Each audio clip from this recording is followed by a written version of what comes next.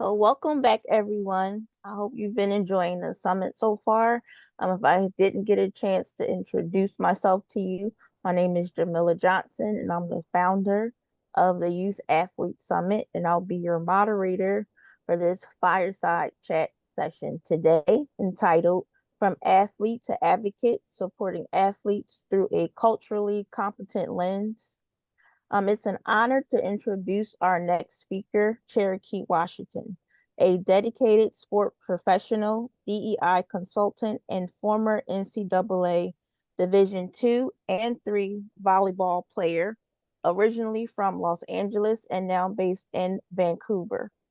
Cherokee's athletic career was marked by remarkable achievements, including an Elite Eight appearance, SAC Conference Championship, Defensive Player of the Year honors, and multiple academic accolades. Beyond her playing career, Cherokee has made a seamless transition into coaching, working with athletes at various levels in both the US and Canada.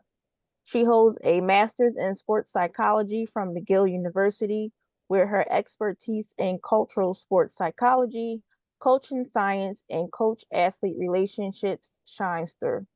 Her groundbreaking research on the impact of race on collegiate coach-athlete relationships was even published in the Journal of Applied Sports Psychology.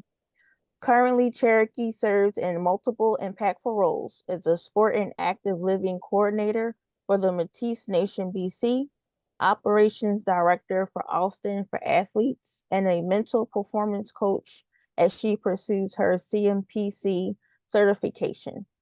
Guided by her Afro-Indigenous identity, education, and passion for community development, Cherokee brings a culturally competent lens to her work, helping athletes reach their full potential on and off the field. Please join me in welcoming Cherokee Washington. Thank you so much. What a nice introduction. Thank you. So let's get started. So Perfect. can you share a bit about your early life and when did you first fall in love with your sport? Sure. So I come from an athletic family. My dad ran track, D1. He went to the Olympic trials the year that the Olympics would have been canceled and boycotted in the US. So, or in LA specifically. So he comes from a track background. My mom played volleyball at George Washington University, so also D1. I have some other uncles, family members who played sports as well. So sports has always been in my blood. I've always been around it. When I was a baby, I was out at the track with my family, and my dad's been coaching for a long, long time, my whole life, and I'm 30, so he's been coaching my whole life. And same with my mom. She coached a little bit back in the day too. So I think I first fell in love with volleyball specifically when I was in the gym with my mom. They coached at the same high school in LA, and I would be around her more often than my dad. And so just being in the gym and seeing her do her thing and, watching all the kids she was coaching, I think it was just ingrained in me from the beginning. So I fell in love with it right away. And when I got to middle school, when I would have been about 12-ish, like sixth grade, I started to play and I fell in love and I ran track a little bit too and played some other sports, but volleyball ended up being my passion. So I think it's thanks to my mom, but I was around sports my whole life. Yeah. That's cool. So, like, would you say like your parents were like your biggest influences? Like, I would who say so. else would you say? Oh, okay. Yeah, definitely. And then yeah, just as I got older, watching other players, Natalie Hagland, for any volleyball fans who used to play at USC, was my idol growing up. So I met her and coached her. I was coached by her a little bit in college. So that kind of was a nice trajectory, but she's also another player that started my, I guess, passion for volleyball and made me want to play in college. Cool. So, did you encounter any challenges or barriers like earlier in your athletic journey, particularly due to your cultural background, which is very unique? Sure. Sure. Yeah. So I'll keep this story brief, but this is kind of like my villain origin story, I guess you could say, as an athlete and kind of why I do the work I do now as a woman of color. So essentially, when I went to college, I ended up transferring schools after my first year, and that was a whole situation and, a really tough experience and decision that I had to make at a young age. And so when I transferred, I ended up at a new school in Washington State, a little small D3 school. And it's very predominantly, particular demographics, not in a bad way, but not very diverse. Right. And so I was the only Black girl on the team. There was another girl, but she ended up transferring, I think, my second year there. And so it was a very lonely experience in the sense of I was one of few, and there were only a few Black people on campus to begin with, and most of us were athletes, but no one else played volleyball, so I was alone.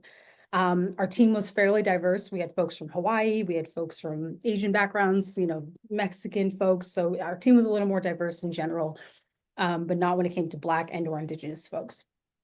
So fast forward a little bit to my junior year, that would have been 2016, I believe. And Kaepernick was taking a knee. So I was already very involved in social justice, protesting. That particular time in my college career was just like a very politically charged time between Trump and Trayvon Martin had been murdered a few years before. Just a lot of things going on, unfortunately. So campus was already kind of buzzing. There were things with Indigenous people happening, and we were all very involved, I would say, in that year, in our grade in particular. So as a leader on the team and the only Black person, I felt like I had to take a knee in support of Kaepernick and support of, Black issues and the Black Lives Matter movement and just everything that was happening and, all the communities and however I could. So I decided to take a knee at all of our volleyball games, and that did not go well with my coach. He was not having it. My team supported me. The athletic director supported me. The women's soccer team knelt alongside me. Like, people were down. They were like, great, Cherokee's not a problem. We'll support her. My coach, however, made the rest of my career quite difficult. He started to pull me out of practices, give me less playing time. I was an older player on the team because I had transferred. I paid my dues. I'm not an egotistical player by any means, but other coaches would come up and be like, oh, what's going on? Like, are you okay? They would ask my parents, like, what's happening? Why isn't she on the court? And so he essentially just didn't know how to handle the situation. I think he had his opinions about my decision. We never had a conversation, and there was just lack of, I think, communication and really understanding, and him empathizing with me as a Black woman, a Black Indigenous woman on the court, and what that meant for me. And so fast forward a little bit more to my senior year, he and I had a terrible relationship after that. And the first day of senior year in our first practice, he calls me to his office and he says, Cherokee, we have a new rule. Volleyball players at Whitman College cannot use their athletic platforms to speak on political issues. And I was like, all right, you might as well just kick me off the team, man. Like, say it with your chest, like, say it to my face. That's whatever. And so I think that was the turning point for me, where I said, okay, well, if my coach doesn't support this, like, I have to find a way that I can still, stand for what I believe in, and also just do my thing and not put my head down per se as an athlete. But I think those of us who are, having political identities at these certain intersections, we have to find ways to just survive, right? It's not thriving anymore at a certain point, it's just surviving. So interestingly enough, to kind of wrap up the story, that was the best season I'd ever had in my career. I had a couple PRs in our last couple of games. I'd never played the way I played before, because I think something in me, the ancestors were calling, and they were like, you got this, girl. Like, you just got to tough it out. And like, we're going to take you to the next step after this. So it was a really, really hard experience. And I think that kind of culminates all of my past experiences, where coaches, I think, have always been really hard on me, in the sense of, like, they expect a lot from us as Black athletes, and then they're not willing to, like, kind of fill in the gaps and help us through all the other pieces that come along with those identities. Not to say that, like, our experiences are traumatic or tragic all the time. Sometimes they're totally fine, and like, we are just chilling, but more often than not, we are affected by things that a lot of other athletes and, non-racialized athletes are affected by. So with all that said, I think that's the hardest thing I've ever had to deal with as an athlete, the biggest challenge, the biggest barrier. But it definitely made me strong in my advocacy work. And it's kind of like culminated in what I do in terms of my grad school research and what I'm doing now. So it's a long story, but my coach is my villain origin story, essentially. So even like going through that as a young athlete, how did the people outside of like your sport, just like from family, friends, even how did you balance like having to still be a student? How did you manage to get through that? It's a great question. If I wrote it down, I don't think there was a formula. My mom and my dad and my brother were really huge support systems, and not to say that they were, my dad was helping more than my mom, or, my brother more than anyone. But I think my mom and I had a particular connection, just because she played volleyball too. She had certain racialized experiences as an athlete herself. She understood it in a certain way where we could, connect on a different level. So it was interesting because my dad kind of came at it from a male perspective, not in a bad way, but he was like, just tell your coach, like, he needs to shut up. Mhm. Like, you just got to play. And like, that's it. And our coach had a lot of things going on and he would just treat us all as female athletes, like not the best, which kind of sucked. So Yeah. was coming at it from that perspective. He was like, you just do your thing, put your head down. You just tell him to like go home and like he can do whatever he wants. And then my mom and she comes from a mindfulness background. She's a mindfulness practitioner. So she gave me tools and tips Oh, that that's kind of great. helped me like, center myself and ground myself. And there was a point where it came to, um, yeah, just I think like honestly, like calling on our ancestors and like community around me and my friends and family to say, like, I need you right now. I don't know how I'm gonna get through this, but I know I need you all in some way, shape, or form. So whether it was my mom, teaching me to meditate on the sideline, like there were things that I would tell myself that she kind of taught me. And then I think that's where mental training came into because I was already kind of interested, but then I started to kind of like research for myself, how does an athlete kind of reground when they're in a traumatic situation and like actively living through it and also having to do schoolwork, mental health, like all those things. So I would say academics were really hard too. I double majored at the time, so that was also a mess. And I was like, I don't know what's happening. Like, there's just too many things going on. But I also had a professor who, to this day, is one of my dear friends, and she also was very much in the context of like diversity and inclusion work. So she also helped me, I think, find my voice as an athlete and also kind of give me leniency as a student athlete. And then everything kind of just came together in the work that I did. So I think long answer short, community in different ways is what helped Right. me, support myself mentally and just like got through and got a degree because it's not easy. Wouldn't recommend it to anyone in a traumatic situation. It's very hard. So what was that transition like going from undergrad to graduate school as Sure. a student athlete? Or did you do a 5 year or did you just stop playing sports completely? Sure. So I took a break, and because I had transferred, I used up my eligibility. So I wasn't a student athlete when I got to grad school, but I did coach. So I coached a little bit in high school, and then after high school, or excuse me, after college. And so that was a nice kind of seamless transition where I had an opportunity to do some coaching on the side, at McGill. So that was great, and it was pretty seamless because a lot of us coach, a lot of us do other things on the side, especially at McGill, Mhm. which is nice. But yeah, I think the transition was fine in the sense of like schoolwork. Being an athlete, I think it really, I mean, I think a lot of us can attest to this. Like being an athlete keeps you on top of your P's and Q's, you dot your I's, you cross your T's. And it teaches you time management. I think it teaches you dedication, motivation, all of those things. And I know that's one thing that my grad school supervisor was really keen on. He mostly recruits athletes to his lab. Okay. Not every single person is an athlete, but I would say 9 out of 10 times he brings folks in who are either athletes and or coaches, because he, I believe, obviously likes to work with us, but there's a Right. certain kind of dedication, a certain kind of work ethic that we all have. And obviously being in sports, we're coming from a different perspective that's unique. Um, but yeah, I think it was an interesting transition because I was in Canada. Um, I would have started when George Floyd was murdered. So I took a year where I was remote, which was interesting. And I think to just kind of, because my research was focused on race and culture, like that felt really strong to me. And it felt like I had to contribute something, to our community to solve all of these things. It's just one little drop in a big ocean of problems. But I think that was part of why, that transition wasn't seamless per se, but grad school is it was easier for me, but I think just having that in the back of my mind kept me motivated too. And I was the only Black person in the entire program, and I'm the first. So that was more difficult, I think, than anything, just existing in a space as a Black person, but I did it. So here we are. So like you mentioned George Floyd. So I Sure. know like with your origin story, your villain origin story, where you talk about 2016 and being inspired by Colin Kaepernick. So like in 2020, like what were your thoughts on like the shifts that occurred from Mm. when we were doing 2016 and people had Kaepernick faced so much backlash for Right. him taking a knee to 2020 where everyone was on board and wanted to get on the bus Mm-hmm. and everybody wanted to have DEI programs. What was Yeah. that shift like like for you? What were your thoughts on that? Yeah, it's a good question.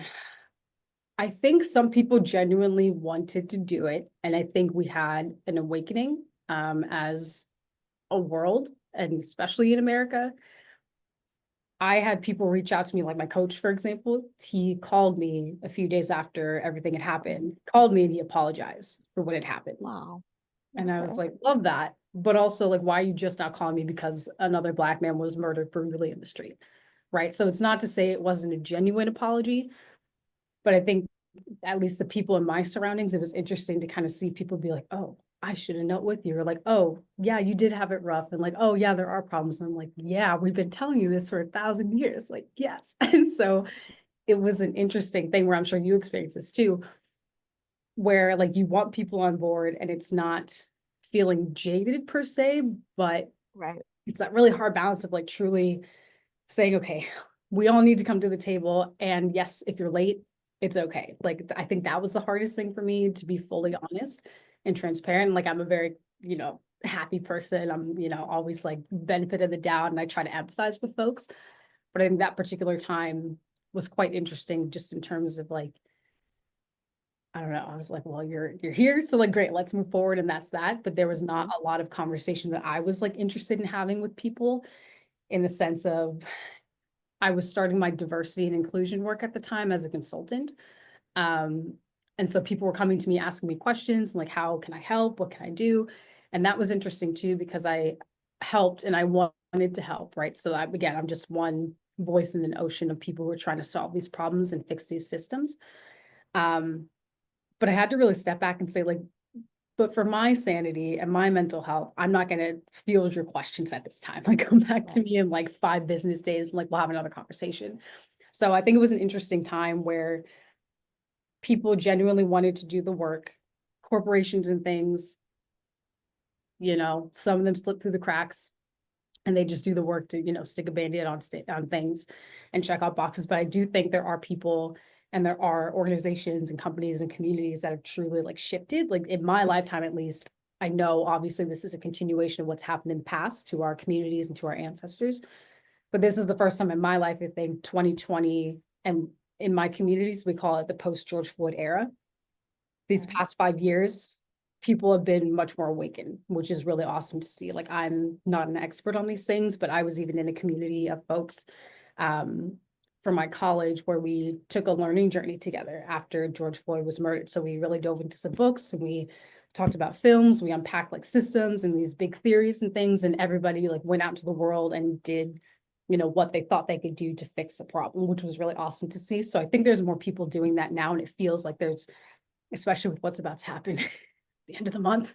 Yeah. Unfortunately, it'll be round 2. So I think there's so many things that are going on with abortion rights. Like everything is culminating in a way where I think the earth also is like not happy with us, obviously. So Right. not to ramble too much, but I think it was an interesting time, and the way it's kind of unfolding now is unfortunate and it never should happen. And I do think we needed an awakening, obviously not a murder, but we are in a place now where I think we can move forward and people are empathizing more, but we're also so polarized. So it's a tricky, long answer, but I think, yeah, we're on the right path, I think.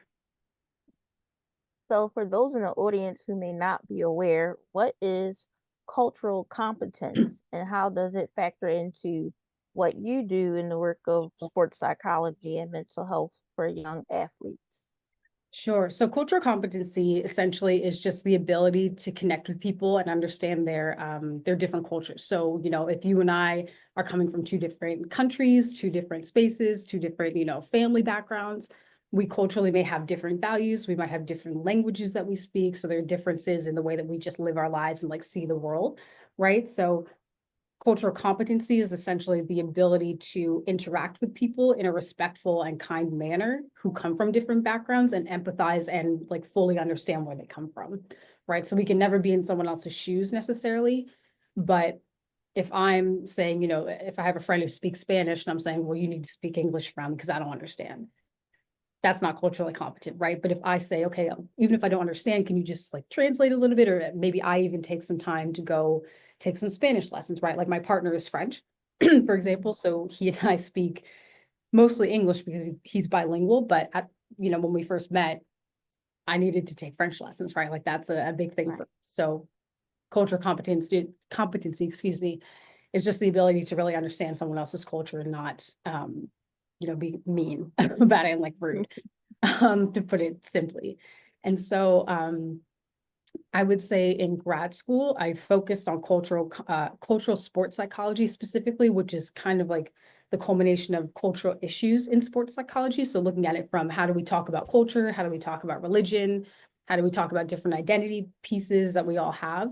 And how does that factor into sport, right? So how do I, as an Afro-Indigenous woman of color who's American, show up to a coaching, right? I'm coaching a tournament right now. How do I show up in a Canadian volleyball space where my team is diverse and my coaching staff is diverse, right? How do we all interact?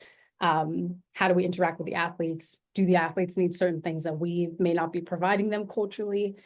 Are there religious things that they may, an athlete may need to wear hijab, for example? How do we have those conversations? So I really try, and I'm not perfect, but I do try to use those, pieces and theories that I've learned. And just from my experience and as a diversity and inclusion consultant, I really try to bring that into all the work that I do. So anytime I see an athlete of color, I don't necessarily it's not to single them out, but you take a little bit more care and you say, okay, I see you if you need, a hairbrush. Do you need me to help you do your hair sometimes? Like those of us who can't put like bows in our curly hair. It's a different experience than the girls who have straight hair and can just do whatever they want and wake up and, that's it. So I really do try, especially when it comes to the mental health work that I do, to not just look at, I guess you could say, like colonial ways of viewing and, talking about these things, especially now working in an Indigenous space. Conversations are very different, right? Like the typical, like depression, for example, may not be explained or expressed the same way it is in, Black culture versus Asian culture versus Métis culture. It's very, very different, and we all have different words. So especially when it comes to mental health and coaching, because I'm interacting with people all the time, I really do try to use that cultural sports psychology and cultural competency to just be, right? As a culturally competent professional, I'm always trying to include other people's cultures, accept them, even if it's, different for me. It doesn't matter, because at the end of the day, I'm not the center, right? I'm centering my client. It's not me who needs to be comfortable. I need to make them comfortable. So there are different ways I do it, but I try to just do it in who I am and how I show up into, my spaces. So, like, how can a coach or an athletic director who doesn't come from your background, hasn't had your experience, how can they be more culturally competent? Sure. It's a great question. And that's part of my research for grad school was focused on that question. And essentially, the whole point of the project was to look at how race affects coach-athlete relationships in American football context, essentially at the university level. So I studied Canadian football players who were playing American football, and they were all Black. And so I asked them about their relationships with their coaches. Are they good? Are they bad? Like, how do you navigate things together as, diverse dyads, as we say, pairs of two people. And so I think there was one coach who was Black, one was Egyptian, there was an Asian coach, and then everybody else was white, I think, and maybe one Middle Eastern coach. And so I asked the players, like, how do you kind of navigate these cultural differences? Or like, when you do have a Black coach, how do you kind of work through that? And what's your relationship like? So I think the things that came out of that research are the things that I would suggest to folks. So essentially, the players were saying empathy was huge, like coaches really having empathy, especially white coaches who didn't have the similar background that, a culturally similar coaching pair would have. We as Black, if I have a Black coach, like we're going to understand on some level, even if we don't have the same experience, like what it means to be a Black person in sports, especially the sport that we're playing. A white coach is going to understand the sports piece, but maybe not the cultural piece. And so I think coaches can do a better job of being empathetic. Like my coach, for example, he's Hawaiian. And even if he's a brown person, that doesn't necessarily mean he's going to totally understand where I'm coming from, right? And vice versa. But at the end of the day, he could have had more empathy for me and how I was even being affected in real time, right? And the rest of the Black athletes on campus, he could have checked in, but he never did. So I think that's one example. Empathy is huge, and every player mentioned that. I think coaches can also just like do their research. Like that's how I became a cultural competency consultant. Like I just did my research, and obviously I've been doing this for quite some time, and I have a, my lived experience to kind of fall back on too. But I think all coaches, it doesn't matter what your background, doesn't matter where you come from. I think we interact with so many different players, like maybe players with disabilities, parasport, right? I don't have Mhm. experience with parasport, but absolutely before I go into a space, I'm going to make sure that I have an understanding of the disabilities that are present, of what they may need from me as a coach, specific equipment that might be necessary for the players to, perform the way that they want to perform. So I think just having knowledge, right? Like it's the first thing you have to do is learn, unlearn, and relearn, right? We got to learn information. We have to unlearn the things that we've been taught because most of it is lies. Most of it is not true. Right. And really do a deep dive into these kinds of topics and understand your perspective and your stance on them. And, we're all going to have different opinions on things, but really just understanding the basics, right? Like understanding if you have an international player, ask them about their country, ask them about what's going on, ask them their favorite food, right? Ask them what kind of language they would prefer to speak. Um, so I think that comes into play too, just education. And then I also think that governing sport bodies, I think they need to do a better job of mandating cultural competency because which is awesome. We obviously have to do, Title IX, sexual harassment Right. training as new Mhm. employees. We have Title IX coordinators in NCAA, right? Which is fantastic and so amazing. But where is that for people of culturally diverse backgrounds, right? That doesn't exist for a parasport athlete. That doesn't exist for a Black person. Doesn't exist, I mean, for gender diverse folks, but not for trans people, not for non-binary athletes, Right. right? So I think we need to have something in between the diversity and inclusion directors in athletics and a Title IX coordinator. So I think kind of to round out that answer, we need to have like officers who are like chief diversity officers, but like specific for sport that kind of do the same thing as a Title IX person, where when something happens, like a racial microaggression, they go to that person and they solve it, right? Like if there's a case about rape or sexual misconduct, the Title IX person comes in and solves it, takes legal action, whatever has to happen happens, but we don't have that for anything else. So I think that needs to come into play. And then I think backtracking, we also, like I mentioned, we need to have, I think coaches, governing bodies, sport practitioners, like anybody in sport, I think everybody needs to make sure that they're doing some kind of like mandated cultural competency training because that's not a thing. We don't do diversity training in sports, even though everyone comes from all over the place. So I think that needs to Right. happen. So do you feel optimistic about where that can go in the future, especially having um well, they have DEI, but like Mhm. corporations are cutting back Sure. on those programs. Mhm. And then with NIL, that's kind of bringing in a new element where the focus Sure. is more so moving towards that versus what it was like post George Floyd and during COVID. Right. Mhm. So Mhm. do you see uh governing bodies, do you think they'll move towards that or do they need more people like you to keep that at the forefront? It's a really good question. Honestly, I'm not sure. I am optimistic. I think we are moving towards something bigger and better. I think these systems will fall and something is shifting, to say the least. Like on a governing body level for sport, I don't know if I see NCAA like doing anything of this sort in the next few years, but I do think people are in those places and in those organizations making the change happen. So I do think it will happen eventually. How fast, I'm not sure. Because there's, obviously systems and structures that are just difficult to navigate. And because of what's happening right now and things being shut down, programs being pulled, I think we're going to take a couple steps back just in terms of like time, not the actual work, but just time. And maybe I'm wrong, I don't know, but I do think we're on the right trajectory and I think it's going to happen. And I do think because there are so many, I mean, obviously we all as community members, doesn't matter your age, um, especially in underrepresented communities, we're always, speaking on these things and activists are of all ages, but I do think there's something about youth where once they're kind of on board with stuff, they can really make things topple. So I mean, for example, like the encampments on different campuses for Gaza and Palestine, like that shook up the whole world, right? Like student protests in the States, especially, like we have had a lot of success and violence, unfortunately, against students, but a student athlete and a student's voice is a very scary thing to the administration. So I think once athletes, not that we have to, because it's also a question of like, how fair is it to ask an athlete to solve the problems that they were just like born into and like are participating in, not by choice. I don't know if that's totally fair, but I think that those of us who are doing the work and those of us who at least by proximity like understand or like down for the cause, I think that's going to create a lot of change and people will, I think the governing bodies have to answer. So I think it's coming. It's really slow. And because I'm in Canada too, they're doing a lot more work here in sport, like safe sport is happening.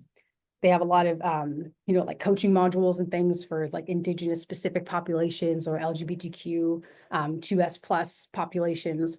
So I think Canada is much more far ahead, actually, even working in this Métis position, like the work that we're doing is pretty cool and it's very culturally sensitive.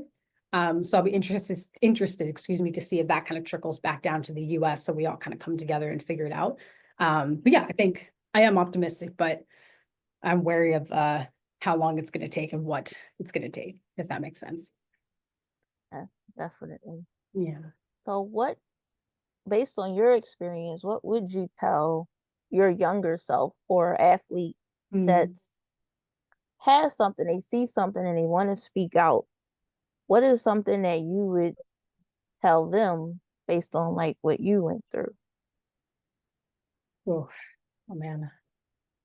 I think just, it sounds cliche, but I think trusting to use your voice is a really powerful thing, right? I think going back to what I just said about students having the power to do a lot of damage, for lack of better terms, to the systems that we are in. It's a very powerful thing. I studied rhetoric and psychology in college, and my professor that I mentioned before, she was my rhetoric professor. Smartest person I know in the world. She's awesome, like really cool lady. But she taught all of us as students to use our voices in a particular way that I think had I not had her and done that, I wouldn't be the person I am today. I wouldn't be advocating on the level that I am and doing the work that I'm doing. So I think obviously having someone in your corner helps, a professor, an AD, whoever it is. But also just like trusting yourself and trusting your community, right? Like I think hopefully everyone has community.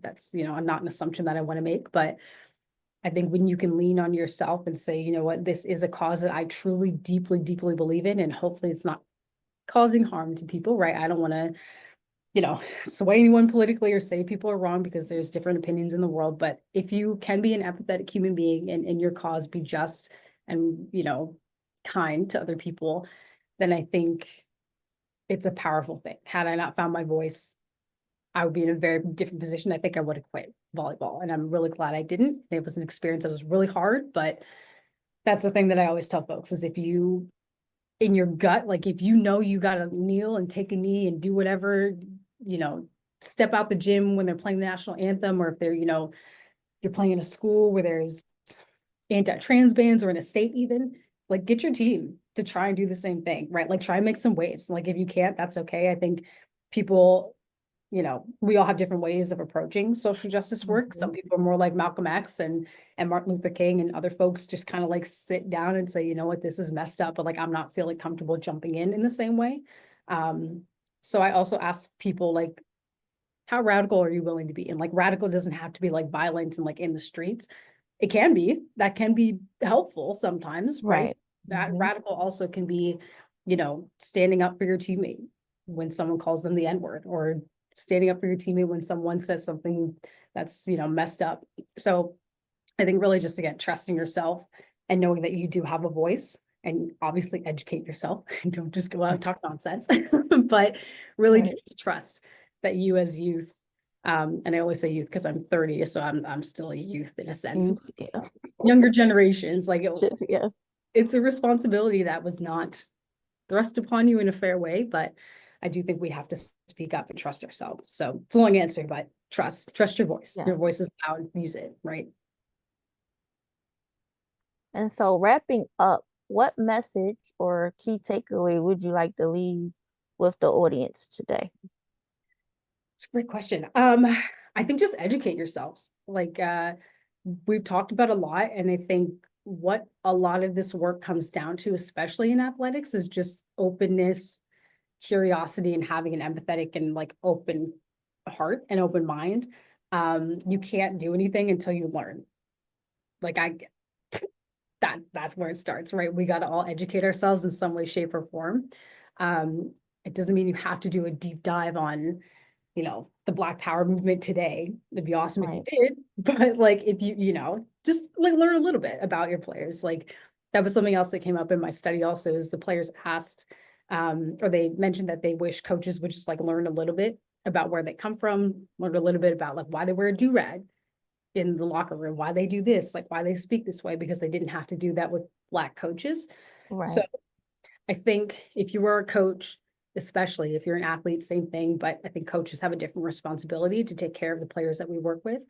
And just if you're a human being, period, I think we all need to do a better job of learning and empathizing with other folks. So learning about where people come from, learning about systems, really doing a deep dive and asking questions about like why and how you've learned certain things, where that came from. Because once I did that, I was like, everything is a lie. Like, what do you mean? This is what I was taught. Like that was okay. And now I understand why. Right.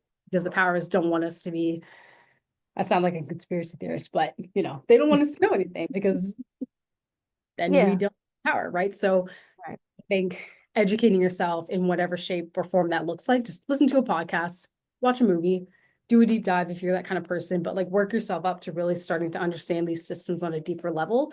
Um, and like just keep up with things that are going on, right? Like you should, I think, as a coach, be like a little bit in the know about trans bans and things like that. It doesn't mean you have to know everything, but you never know if you're going to have an athlete who's going to be affected by all of these things, right? So you want to make sure Right. you're covered. So yeah, I would say that learn, educate yourself. And what's next for you in your journey as a coach, an advocate, and a professional? Yeah, so that's a good question. I don't know. I think I just started this job at the Métis Nation. So I'm essentially doing some sport coordinating for the government of the Métis Nation here in BC, which is really awesome. And we're doing some really cool work. So I would love to continue, I think, in this realm, in this particular organization, or this government organization, technically. Um, because I think it's a really nice like culmination, all of the advocacy work that I do, and like the politics within this particular Indigenous community is very complicated. And for those who don't know, Métis folks are people who come from a European and an Indigenous background. So there's a lot of conversation about like what it means to be a colonized person and a colonial person at the same time. So that is a very interesting space to be in, where I'm learning, and I am an outsider, even if I am Indigenous, it's not the same experience. Um, so yeah, I think I'm really happy here. So far, so good. I just started last week, so we'll see. But I think I want to continue in this capacity somehow. And then diversity and inclusion, I think, is going to come as it comes. But my dream job would be to do some mental training at a high level with, Olympic athletes, whatever that may look like. But also continue in this way of, mixing sport with diversity and inclusion and advocacy work. So I don't know what that's going to look like quite yet, but I think something along those lines. Yeah, so we'll see. Check back in like 5 years. I'll have an answer. And I have a question though, like, is there a difference from your experience in the US working and going through the athletic system here? What has it been like working with the governing, well, the Métis Nation in Yeah. Canada? Like, are there differences and how have you adjusted? Well, it's only been a week, but Right. No, it's different. It's interesting because even I guess I can tell you a little bit, having been in McGill, or having lived in Montreal and been at McGill and living in Quebec a little bit. It's interesting. Canada is also problematic. Are by no means like perfect. Will I say they're better than the US? In certain ways, a little bit, yes, socially, but I think there are a lot of issues here still too. Um, but the sport systems are very different. I think in the US, it's funny, like when I walk into spaces here, even when I coach girls in like club and stuff, um, I'll have conversations with other coaches, and they will like be in awe at the kind of training that I had. And I by no means was at like the highest level of sports. There are people who have much more experience and much, higher coaching experience and playing experience than me, and have interacted with higher level coaches and stuff.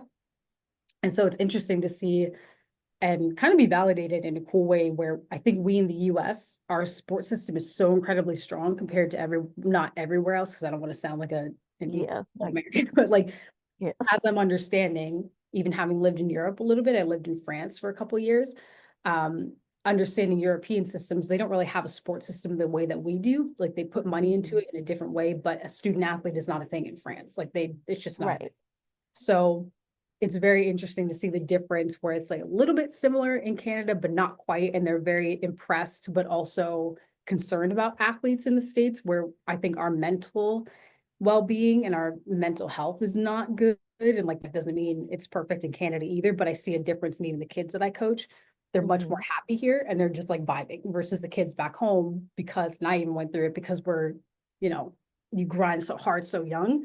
Like my 15s team right now, they're just like having the best time of their lives. But back home, you might be afraid to show up to practice because your coach is a crazy person, right? You just never know. So I think there's an interesting difference in the way that mental health, I think, is kind of approached, and the way that coaches are kind of, we're coaching for the sake of coaching and to teach technical skills, but I think the way they do it here is a little less harsh, I guess you could say. So it's different, definitely different. I think Canada also puts a lot more money into sports research, which is cool. So I think coaches come, not every single coach, I think they need to do better too in terms of learning these sorts of things. But I think a lot of coaches in Canada come equipped with like the mental understanding, or, you know, maybe they've interacted with a mental performance coach, or they have a little bit of a sports psychology background. Like there were a couple coaches in my program and like they go off and do amazing things with their players, right? Because they have that piece already ingrained. So I think that's a difference too. In the States, we don't quite do that and we're a little far behind. So I think Canada puts much more money and effort into the holistic athlete and more research, versus in the States, we put more into like the business and like the technical performance piece. And I think if we do two together, it'd be awesome. But yeah, it's very different, it's interesting. Yeah. Yeah. Well, hopefully we'll get there. Yeah. Uh, Hopefully. so, Fingers crossed. We're close, kind of. yes, Yeah. like people are starting to see the light. So, It's true. Yeah. Yeah. We're at a turning point. So hopefully it'll get better. Yeah. we're out of time. It went by so fast. I love talking to you today. So Otherwise, thank you for taking time out of your tournament to of sit course. down with us. And how can people get in touch with you? Yeah, so you can find me on the Métis Nation, BC. So if you just look up, I think it's mnbc.ca, or just look up Métis Nation, you can find me on the website under the Ministry of Sport.